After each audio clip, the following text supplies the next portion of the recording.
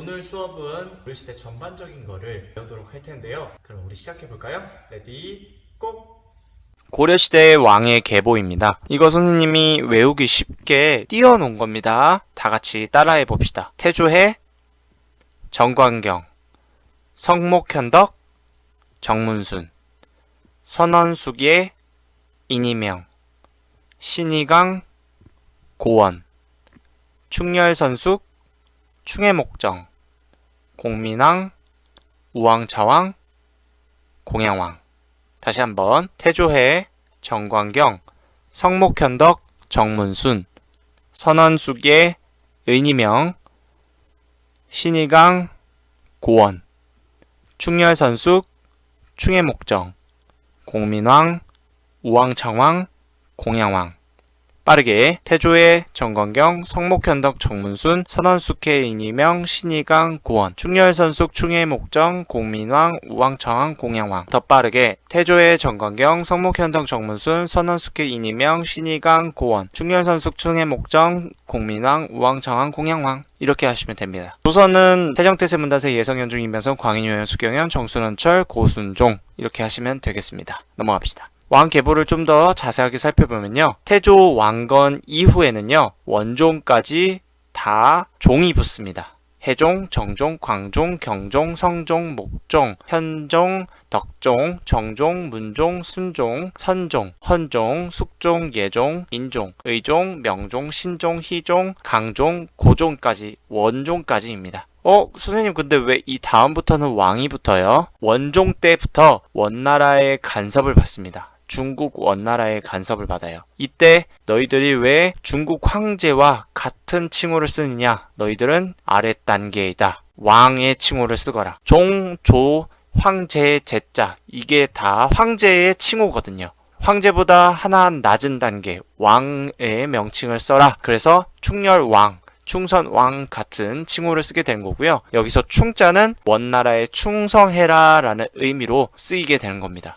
그래서 충렬, 충선, 충숙, 충해, 충목, 충정왕은 다 원나라의 간섭을 받은 시절이었다. 넘어갑시다. 우리가 간단하게 좀 알고 고려시대를 들어가야 되는 부분이 있어요. 바로 왕과 신하 또는 귀족의 관계입니다. 고려시대 때는 특이하게 왕이 있으면 그 옆에 귀족이 있는데 그 귀족의 명칭들이 조금씩 달랐어요. 태조 왕건부터 정종까지는 왕과 귀족으로는 호족이 있었고요. 정종 이후인 문종부터 의종까지는 왕과 문벌 귀족이 있었습니다. 여기서 문벌 귀족은 고위 관리를 여러 세대에 걸쳐서 독점하는 가문을 문벌 귀족이라고 해요. 넘어갑시다. 의종부터 원종까지는요. 왕과 무신이 있었습니다. 여기서 무신은 싸울 무자, 신하 신자. 즉 앞선 문벌 귀족들은 문신, 정치하는 사람들이었고요. 여기서 나온 무신은 이제 장군, 싸우는 사람, 전쟁에서 싸우는 사람을 의미합니다. 왜 문신들이 들어가고 무신들이 올라왔냐면요. 의종 전에 어떤 왕이었죠? 인종이었고 의종이었습니다. 이 당시에 문벌 귀족들이 무신을 굉장히 무시했어요.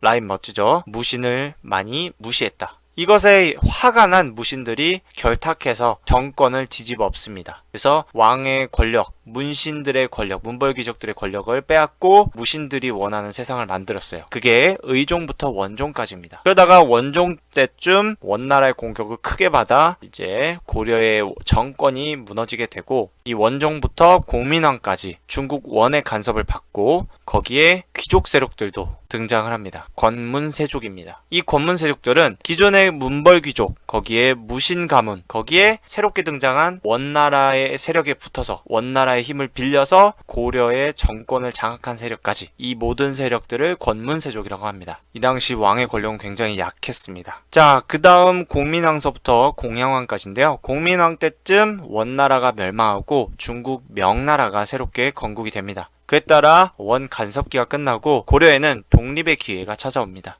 이때 왕권을 좀 강화하려고 했는데 등장한 귀족 세력, 새로운 세력들이 바로 새로운 무인들과 신진사대부였습니다. 무인의 대표적인 사람들은 최영, 이성계라는 사람이고요. 이후에 조선을 건국한 이성계. 그 다음 신진사대부들은 신흥 유신 세력이라고 하고요. 새롭게 등장한 유학을 배운 신하들이라고 여러분들이 쉽게 이해하시면 될 것 같아요. 이때 대표적인 사람이 정도전, 정몽주 같은 사람입니다. 자, 여기까지가 왕과 신하, 귀족의 관계였고요. 그 다음 알아봐야 될 게 고려시대 때의 외국 세력의 침략입니다. 크게 세 개의 세력이 있습니다. 거란, 나중에 요 나라를 건국했고요. 여진, 나중에 금 나라를 건국했습니다. 그리고 몽골, 나중에 원 나라를 건국했습니다. 이 세 세력은 북방의 민족들이었고요. 시간 순서상으로는 거란이 먼저 흥했고 그 다음에 여진이 흥했고 다음으로 몽골이 흥했습니다. 거란이 침입한 때는 성종 때였고요. 1차 침입했을 때 서희라는 사람이 가서 외교 담판을 지었고 그 다음 현종 때 2차 침입을 했는데 이때는 양규라는 사람이 막았습니다. 3차 침입은 똑같이 현종 때고요. 강감찬 장군이 가서 귀주에서 크게 물리쳤다.